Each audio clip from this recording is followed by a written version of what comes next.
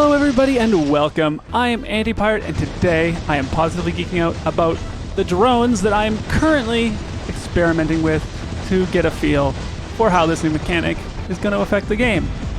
I'm starting out here with my my fly drone that has a tier 2 reconstructive repair and a tier 2 I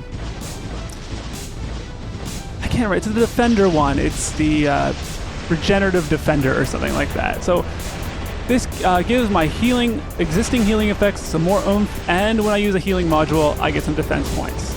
I think this works really well for a first spawn bot because those defense points come a lot more handy in the beginning of the game. And obviously healing on Invader is always powerful. My Invader might be a little bit oversaturated on healing, but the extra burst healing does often buy me a couple extra seconds around the last stand and around my dying. I can that extra little burst because it doesn't come in slowly like the healing module. It doesn't tick over time. It's just this big drop, just a big drop of healing as soon as you've met the trigger condition. So as you can see, I've been up through a decent amount of fighting with this Invader, but I'm still going.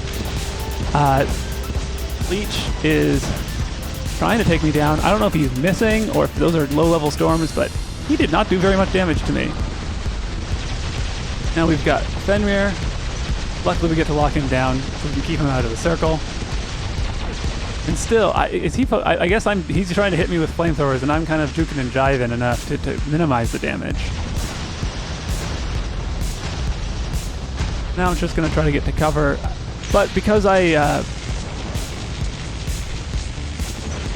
want to take it. Thing is, when I have this extra healing, right, from the drone, I don't want to rely too much on mechanic.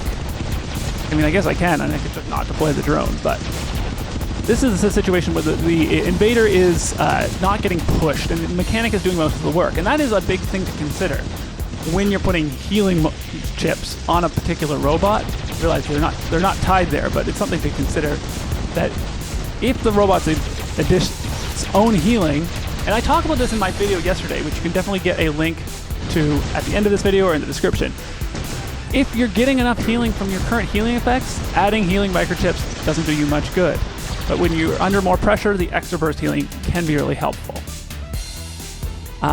So here I bring in the mender, and these high rate of fire flamethrowers work really well with the debuff chips. That's Suppressor, Lockdowner, and Freezer.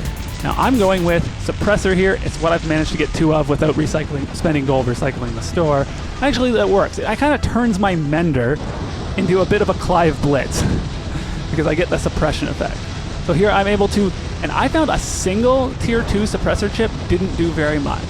But these 2 tier 2 suppressor chips actually seem to work fairly well. I'm also running lockdown ammo because I still need practice. Actually, I'm partially running lockdown ammo because I also have a modulative intensifier, so I want an attack module on. I'm actually running 2 drones with modulative intensifier, so I put attack modules on as many of my bots as I could, so that I can kind of run those drones on whichever bot. So I'm just going to run the blitz now without this game is actually wrapping up, and I actually really wanted to suppress this Ming. So that's why I dropped the blitz, and the blitz doesn't really work well with the freezer module, the freezer chip that I have on that other drone, because again, there's only one. It works best with the bulwark, who already has freezing weapons.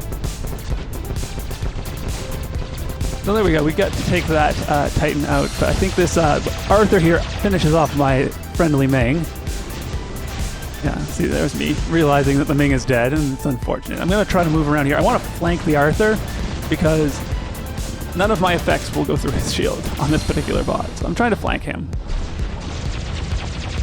But there's no one on the other side of him, so he can just kind of turn to face me. So I here end up using, because I know I'm not going to be able to suppress him through his shield, I end up using my ability to try to get to cover. Now I get a little bit too aggressive here. He almost gets my last stand, but I managed to turn the beacon white, which I think really helps end this game quickly. So I'm just going to corner shoot him, right? If he's going to not pay attention to me, I can turn the beacon. If he's going to pay attention to me, he's not paying attention to anybody else. I'm fine with this situation. And actually, I think he makes a mistake. He starts to move up the ramp here, which then allows me to move into the beacon circle without taking fire from him. So here's where I notice, oh look, he's gone up the ramp. I can move here, turn the beacon safely. Then he chooses to come back out again, but I've already turned the beacon, so he does manage to get my last stand. And now we've got respawns, and I'm feeling pretty good about this situation.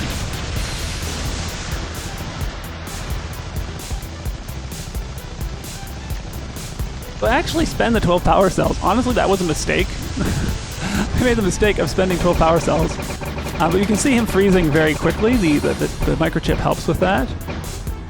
And I'm hoping the slow effect keeps him from getting into the beacon circle. I'm kind of waiting for his freeze immunity to wear off so I can freeze him again.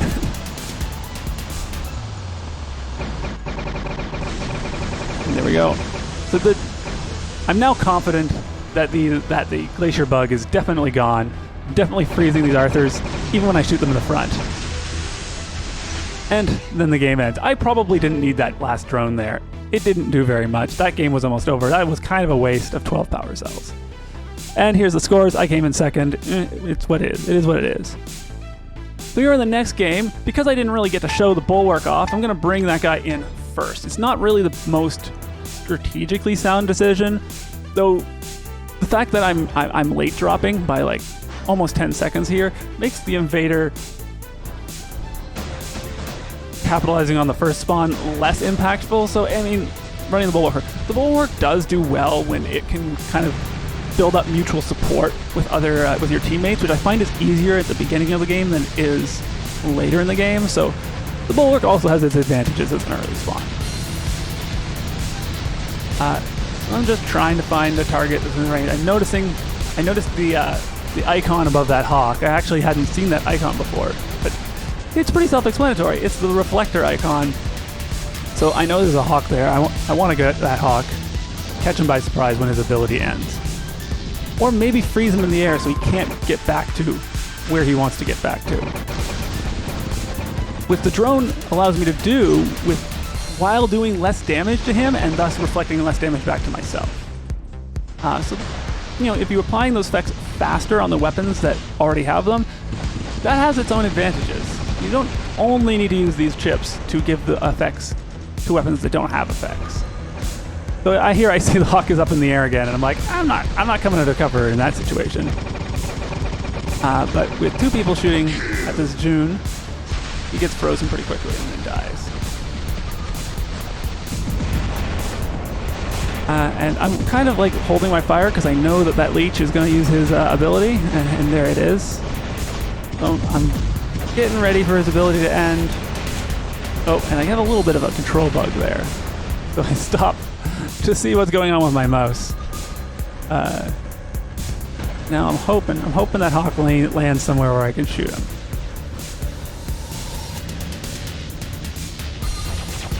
I think the blitz. No, actually, he gets to cover. Right, the hawk managed to get to cover, but I think that hawk is kind of doing his team a disservice because he is playing with a really low tempo.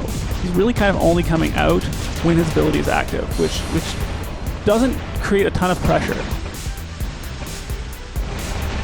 It's great, for trade efficiency, but it's not great for tempo. But my bulwark cannot take the heat because I'm also getting hit from behind, and that is a lot. But we still control center, which is a great spawn point here, right? So I'm going to spawn the spider and the fly. Oh, nope, actually. No, yeah, see, I consider spawning the mender, but then I spawn the spider and the fly. I can use this jump to go for this undefended beacon. Never let the opponents take their beacons for granted. Which is really going to help my team out here.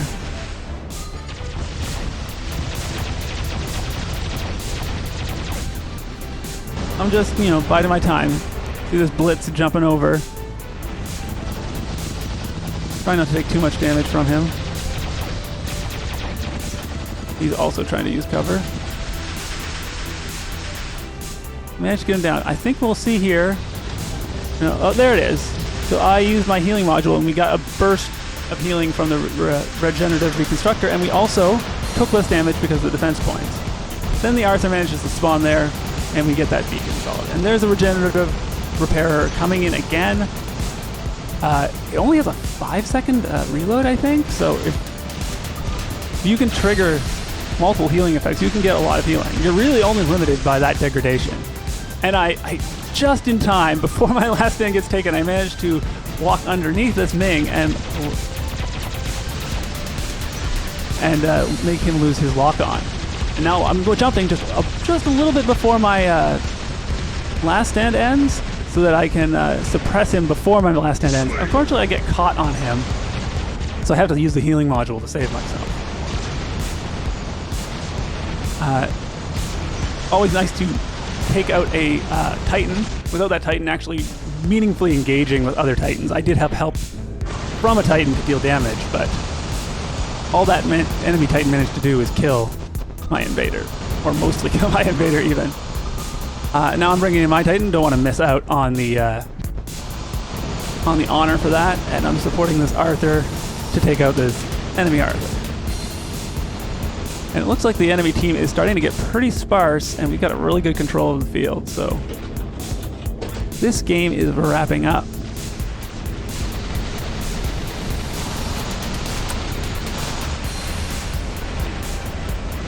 This leech is... he's trying to slip past us, but I don't think his ability is long enough, and phase shift can't start turning the beacon. I'm actually looking forward to getting my Nodens to be a bit faster, right? So you can kind of deny people cover a bit faster when they're trying to run away from you. So I am definitely looking forward to that upgrade to my Nodens once it really becomes worth it.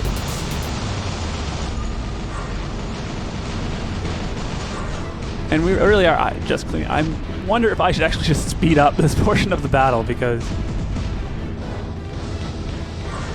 I'm just looking for things to heal while this beacon bar runs out. Looking for things to heal can sometimes be tricky. At some point, I'm gonna do a whole video on the Nodens.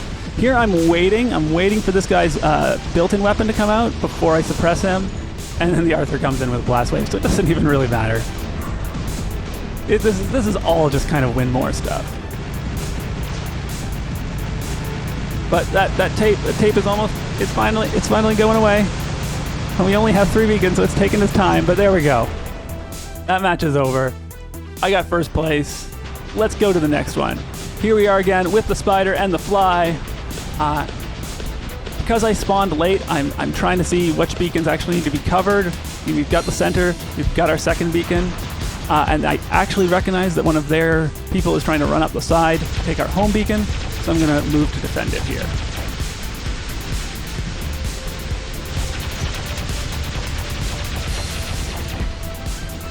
He spends his whole clip pretty far away, so he really doesn't do very much damage to me. This is why I think the arc weapons didn't need to have their total damage nerf. They only needed to have their extra damage for being close nerfed. I think that's what made them a problem in Pix's mind, and it really didn't need to nerf all the damage on those. But it's done now, so we'll have to see what happens going forward.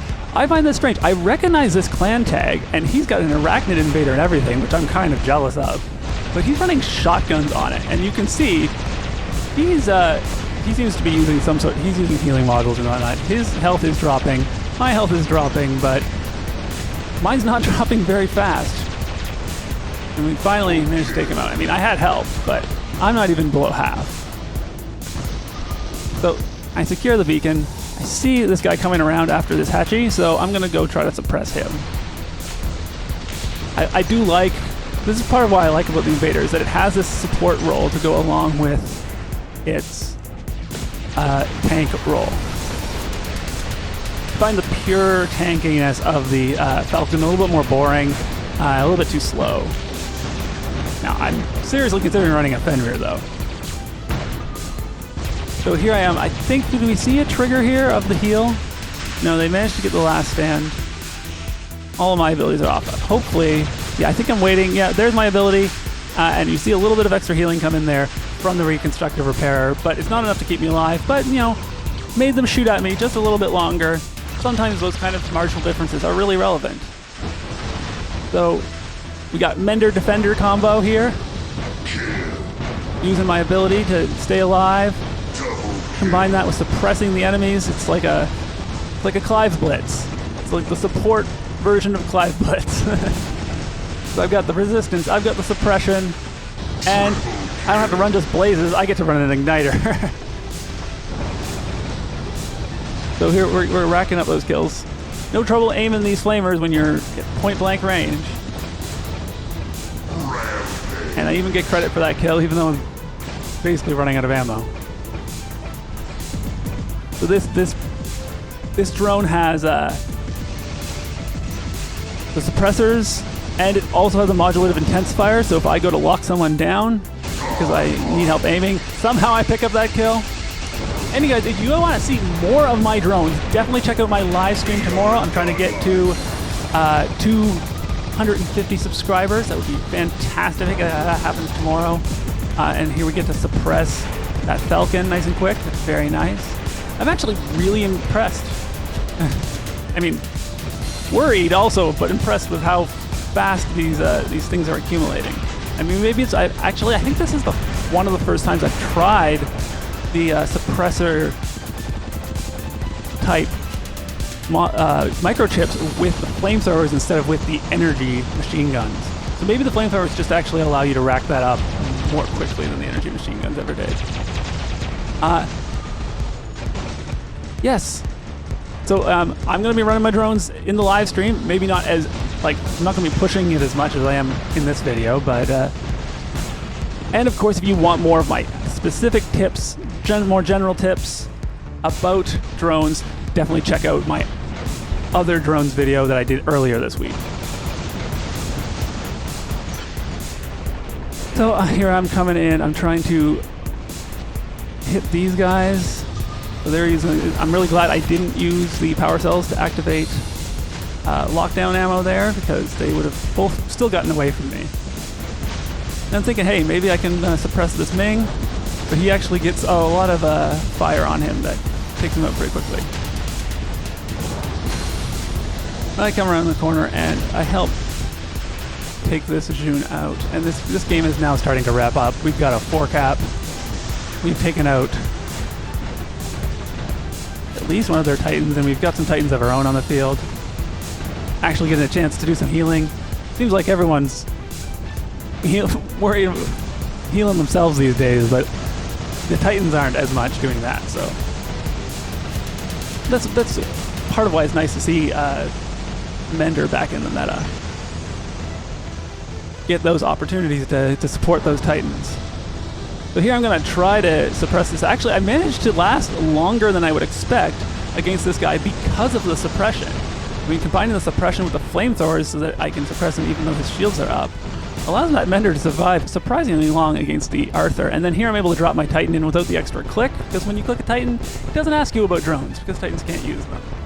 And I'm able to re-secure this beacon. And that wraps up the beacon bar and the match. First place, over 2.5 million damage. Thank you everybody for watching. I hope you enjoyed it. If you did, hit like, hit subscribe, and that is that. I hope to see you tomorrow at my live stream, but for now, I'm Antipirate, wishing you luck in your battles, wishing you luck with your drone microchip combination experimentation, and signing off.